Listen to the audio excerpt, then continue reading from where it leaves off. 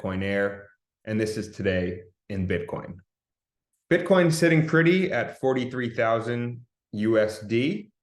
It's had a great run this year. If you look at the year to date, it's up over 159%.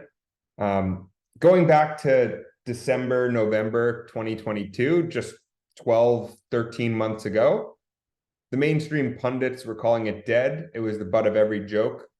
We were all the crypto people in our group chats being made fun of. And look where we are now. Net worth has more than doubled, feeling good about the potential bull run with an ETF coming, the Bitcoin halving, and more money printing on the way. Really, the purpose of this video is to talk about the cost of living and why it feels like the American dream is slipping away. So if you think about what happened in 2020, right? So the pandemic happens, they lock down the world, no one can go to work, they hand out all these stimulus checks, 1,500, 2,000, whatever it was. I didn't get one. And they proceeded to pump money into the economy to stimulate the economy so it didn't cause a Great Depression, which to some extent I respect. At the same time, I would never shut down the economy. That's neither here nor there. But what ended up happening was the cost of living went up 40% overnight within a year. If you look at housing, most houses are up 40, 50%, if not more. The cost of food when you go to the grocery store, I know you notice it. I definitely notice it. The cost of college, not only the last 3 years, but the last 10, 15 years, more than doubled. I saw it the other day. I think TCU costs like $100,000 a year to go to school. That's insane to me. That is a bubble, in my opinion. And so what I'm trying to say is that as they print more money, the dollar becomes less valuable because there are more dollars in society, and the cost of living gets worse and worse. And the American dream, in my opinion, and you can kind of see it in some of these TikTok videos of Gen Xers or Gen Zers realizing, like, it's gone. They're not going to be able to afford a house at this rate. So why does this happen? Today was a big day. The Federal Reserve signaled that they're going to cut interest rates. So if you take a step back, they signaled that they were going to start raising rates at the end of 2021, which caused all of the assets to crash. And then just 18, 20, couple months later, 22 months later, they're signaling they're going to cut rates. This is at a time where the cost of living has gone up 40+% in the last couple of years. So when they raise interest rates, that's supposed to slow the economy, not necessarily bring prices down, but stabilize prices so that inflation doesn't get carried away. So they say they're at 3% CPI. How is that possible if the cost of housing is up 40% over the last couple of years? Or the groceries are up 20, 30, 40%. It's not. CPI is a made-up government number, so they can do stuff like this. So now they're cutting rates, and everyone's cheering, the stock market's going up. But if you don't own assets, if you don't own stocks, gold, real estate, art, if you're in the middle to lower class, you're in deep, deep trouble. The inflation is going to come back, and it's going to continue to rip. And maybe they're going to keep telling you that there's no inflation, CPI is 2, 3, 4%. It's not that bad, deal with it. But the reality is that inflation is really bad, and it's been really bad for a long time. So by the Fed signaling they're going to start cutting interest rates at a time where inflation is already elevated, you got to have some hard assets or else you're in trouble, in my opinion. So what does this all mean? I remember as a kid thinking about, my grandparents, they used to say they could buy a can of Coke for 5 cents. And I was like, why is a can of Coke $5 now? Like, what happened? What is the reason behind that? Like, the can of Coke, did that get more valuable or, more expensive? Why did it get more expensive?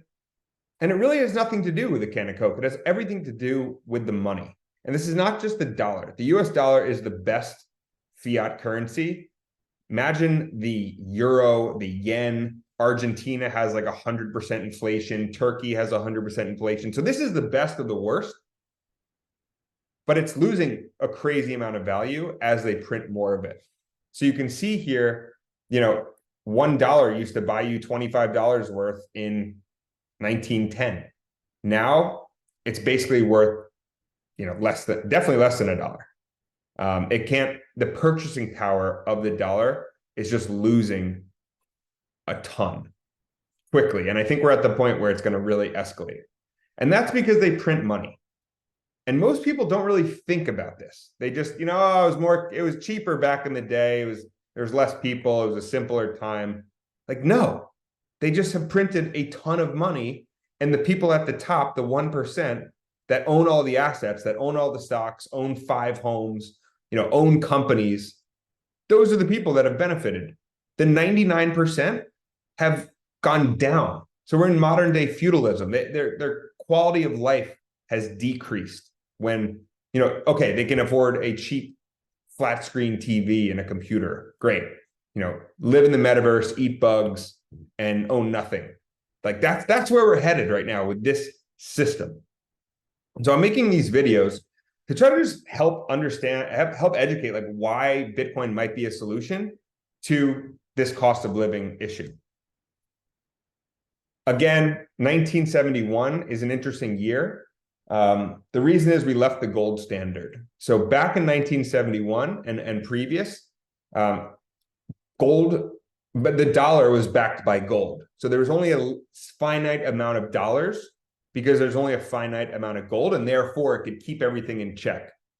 We left the gold standard in 1971, and politicians and central bankers realized you can just print unlimited money, and no one was going to call you out because we have the biggest army. We protected Saudi Arabia with their oil, and the world needs oil, the world needs dollars, therefore we could take advantage of the system and continue to print.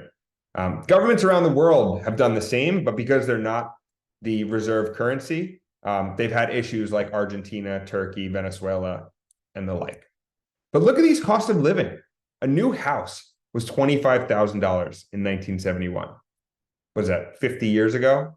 A new house is $500,000 today.